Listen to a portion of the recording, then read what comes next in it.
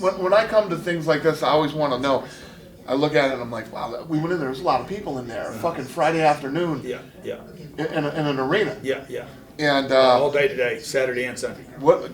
That's hard to do if people can come for free. Yeah, yeah. So now my next thing I'm curious about is what did they pay to get in here? Of course. And then they're like, oh, they paid $20,000 for seats. I said, what the fuck did you just say? They paid $20,000. You guys helped me sell seats because that last fight I was at, I think we paid $9,000 a seat, and it was 80 fucking seconds. Right. Whatever. Connor fight. Yeah. And so I go to my audience and I'm like, hey guys, my deal's fucking 36 hours. Right. Or 24 hours or whatever. Like you're paying me 15 grand. My deal's a steal. Sure. Well, I didn't know it was 3 days. Yeah. Didn't know who came and talked. Yeah. Fucking impressive, man. Yeah, thank you. It's pretty fucking cool. Well, from you saying that, like, because I've gone to your deals and I'm like, okay, I need more of that. I need in between. I want to go from fight to fight, from speaker to like. It's funny when you do what we do. So entertaining. When you come to stuff you like see this, everything. you're always wondering. Yeah. But the people that you have here right now on a Friday afternoon. Yeah. It's hard to do that for free. We did. Hey, come listen to us talk and show up. He did 35,000 people last time. We did 35,000 people, Marlins Stadium, Super Bowl weekend. And you bring in a wide range of guest speakers. Yeah, because I'm trying to collapse the business and the entertainer. You know, the more entertainment, the easier the business. You know, and all the entertainers want to be business people anyway, and the business people want to be artists.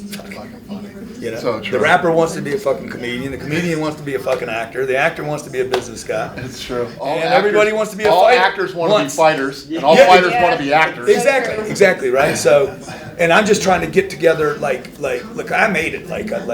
Where I'm at today is like, when my dad died, I had 3 uncles, and I kept waiting for one of them to come fucking help me, and they didn't, and I got pissed off about it. I was pissed off for like 20 years. And I said, hey, one day, I'm gonna fucking be an uncle. I'm gonna be the fucking uncle to tell people the truth. I'm not gonna give them the rah-rah or the fucking sympathy bullshit. And the message caught on. People started calling me Uncle G. This 10X thing, I wrote a book called The 10X Rule. And it just caught, this 8 books I've written in the 10X Rule just like snap. It just hit some frequency, you know, in society. Yeah. That people want to do more. Where were you, like, when you were 20? When I was 20, I was 19. I was a bellman at the Boston Harbor Hotel in Boston, and I was standing in the lobby one day. Huh? Were you a good bellman? Yeah. I was super competitive. We used to compete like crazy. And competing for what? Tips? Yeah, and just fucking who could pull more fucking shit. Everything was a competition every day. Okay. And one day I'm standing in the lobby and I literally go, what the fuck am I doing here? And I walked out. I walked out of the job and I quit. One of my buddies that worked there was like, are you fucking crazy?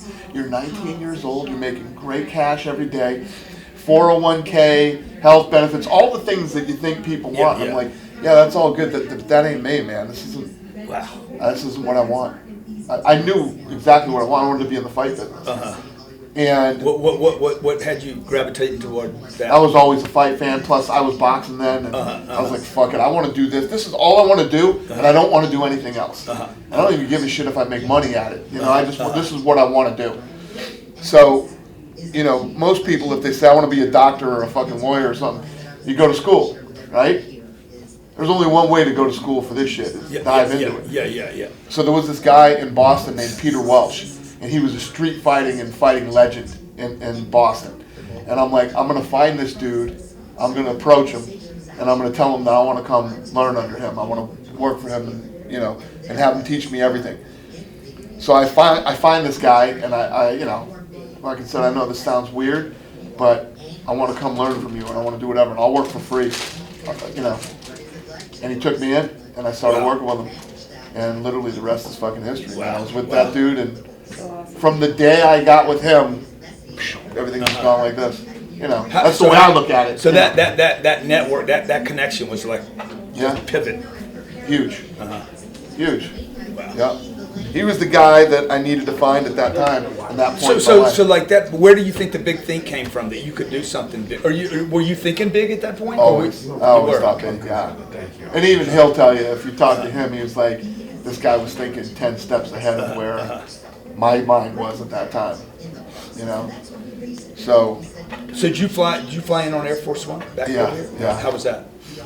Stupid, huh? So, one of my buddies was saying to me, when you think about this, right, and you talk about, first of all, the way that the president fucking treats me is insane, right? This guy is so good to me. Yeah.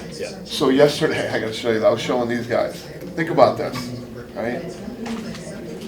When you've watched presidents get off Air Force One, they're either alone, they're with their wife, or they're with their wife and their small kids. Right. In the history of Air Force One and the presidency, nobody has ever walked off the plane with the president. Wow.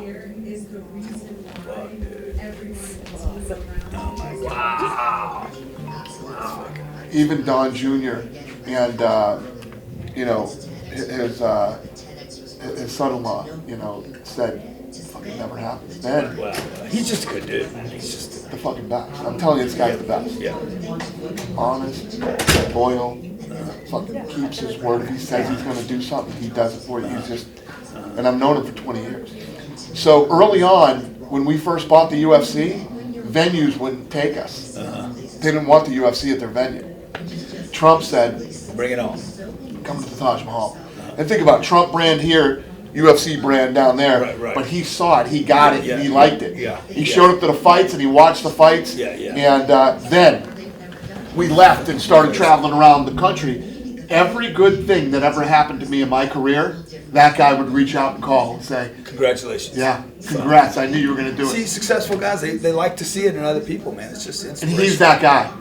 Yesterday, he just comes back from the thing. I'm on Air Force One waiting for. When he gets on the plane, he comes up to me and shakes my hand. The first thing he says to me is, "How's your family? Is your family good?" Wow. Not fucking any bull. You just, And he was pissed off about a couple things yesterday too. Yeah. But the first thing he asked me is, "How's your family?" Wow.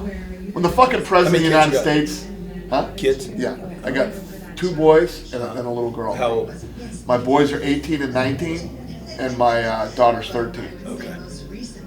So we get in the motorcade and look at the fucking where I'm sitting. Oh, Jesus. And you're taking the selfie? Yeah. That's fucking. Yeah, I said I got to get a He selfie. knows the with game, the fucking man. president. He knows the whole game, man. He's the man. He's the fucking best. So, Jared, what do you think? When they're done, Yeah, go ahead. me and Dana just woke Yeah, up. yeah. No announcement, nothing. Yeah, I'm just. Do you guys just want to take it, or do you want me to get up? Yeah, and say how long? anything? How long? Like how jammed are you on time? I can drop my whole piece in the afternoon. Well, no, then you guys just as long as you're comfortable, like 30, 40 minutes. Where- 50 where- minutes. where- Oh, Dana, you want to be up there? You're cool? Huh? Oh, you cool? You're you cool cool with with that? that? Cool, For a dude. You're little gonna inspire a lot of interview? people, man. There's a fucking. ready to roll. What were you, a bellman? Yeah, There's a Bellman. fucking bellman out there that needs to hear your story. Wait, I want a picture with you guys. Yeah, but you don't have to be. You can be anything. If you can be anything, and if you Yeah, hate it, yeah, get the fuck out. Yeah. This is You're a gonna get dude. in, champ? Okay. Oh, hell yeah. You kidding me? Look at this. Look at 10X that. Look at that. GrowthCon. We got Dana White, Grant Oh, I'm Cardone. smiling like I'm taking a Carrie, picture. take a You did this Oh, I last thought- video. I thought you The were- last video we did, he's still smiling. Ah, that's funny. Winners. So awesome. I'm so excited. Huh? He's going up on stage. No, Don't tell anybody. No, I'm not going to say anything. It's crazy. Right there. I appreciate you being generous enough to do that, man. Like a lot of That's guys my can't do pleasure, that. You know, they're like, oh, I gotta, you know. So cool. I'm Gotta like, work. man, I just, whatever, you know. But gotta get They paid. just and can't- you gotta get paid. I gotta have a contract. I gotta have this. And I gotta- IGT last week asked me if I would come. Not last week, a couple weeks ago, asked me if I would come And up then to we're doing Reno bigger. and speak at their sales convention, fire their people up. And I said, his daughter cheerleads with my daughter, and I said, you know what, I'll do it. And he's like, well, what do you charge? I said, what do you pay? Yeah. He says, well, we pay anywhere from 10 to 50,000. I said, put 10,000 to a charity in my name up in Reno for a local charity, So and cool. I'll fly up and do it. So we did it. I don't feel right getting paid to talk. I think Yeah, that. yeah, but I mean, you know, some people need to be paid to talk. So that's what they do. You know? But I like to be able to tell the story to people, Yeah, and yeah. and you know. No, it's awesome, dude. All right, guys, smile. I didn't take a Because picture. a lot of guys, once they make it, they shut down. All right, man. Grant, come on. And don't do your crazy ass thing with he always does some stupid. I have video of you just doing the whole time when I'm trying to take a Are you picture. gonna take the shot? G! Keep motivating the world, man. Keep your mind on your money and your money on your mind. My name is Big Snoop Dogg and I love y'all. Peace. Rick Ross, give it up for him. If you want to do business with a boss, You gotta be ready to sacrifice it all. Because in the real world, your goals don't give a fuck about your excuses. Armando Christian Perez, otherwise known as Pitbull! You can't run a business like a boss. You gotta run a business like a leader. Help others grow, evolve, mature. Thank you guys so much. Super icon, businessman, and artist, Usher. Most people say, hey, that's what I want to become. But the truth is, there is no destination. The journey is the destination. Yo, Grant Cardone, bless up, and the 10X Growth Conference. Thank you for having me. I love what y'all got going on over here. It's big. Fat Joe right there, give it up for it. There's no such thing as failures, there's only lessons. Let's go to the Bring to the thing, 50 Cent. The only thing that separates people is their passion. It's definitely Grant's house, and this is one family right here. We all family.